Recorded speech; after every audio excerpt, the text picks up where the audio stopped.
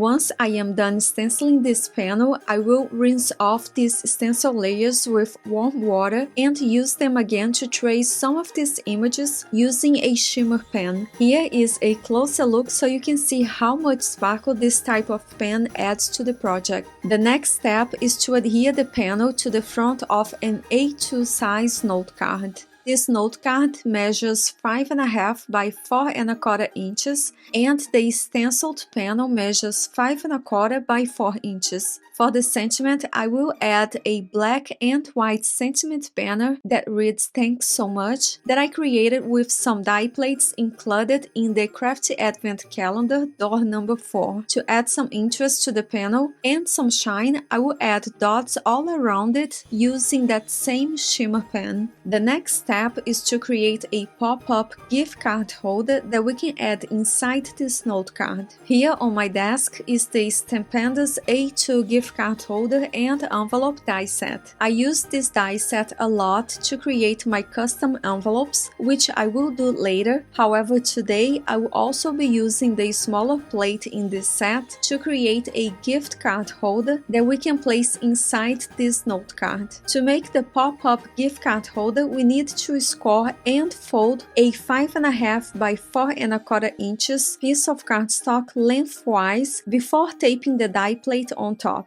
As we tape the die plate on top, we must make sure to offset the top edges of the metal plate over the folded side of the cardstock so that the cutting blades are seen. And once we run it through the die cutting machine, this is the piece that we will end up with. I like to run it twice through my die cutting machine just to be safe, since we need to cut out through both layers of cardstock at once. As we can see here, the metal plate also created these stitched lines on the cardstock, and that is to indicate where we need to fold it. We must fold these two tabs out and reinforce each folded flap with a bond folder. Only then we can add liquid adhesive on both tabs on the outside and place this die cut inside an A2 size note card right in the center. After that, we can fold the note card closed and keep it closed until the liquid adhesive is completely dry. After a few minutes, we can open the note card to reveal the fun pop-up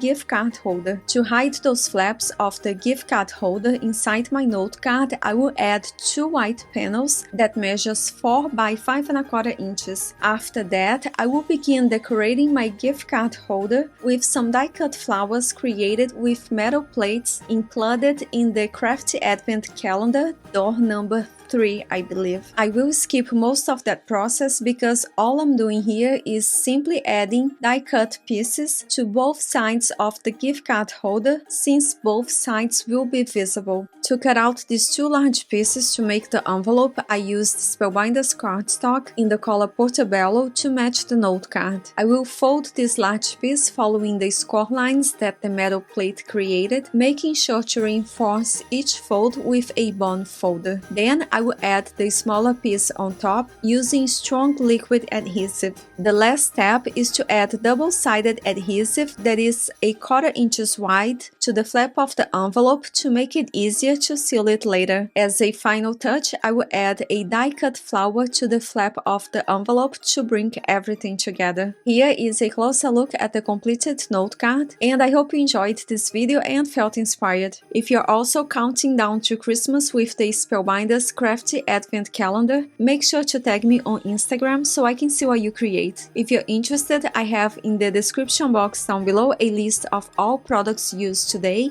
And on December 24th, I will be releasing a blog post containing pictures of all of the note cards created with this calendar. And remember, tomorrow we will be creating with the contents of door number 8, so stay tuned for that. Thank you so much for watching this video until the end, and I hope to see you again tomorrow. Take care and happy crafting!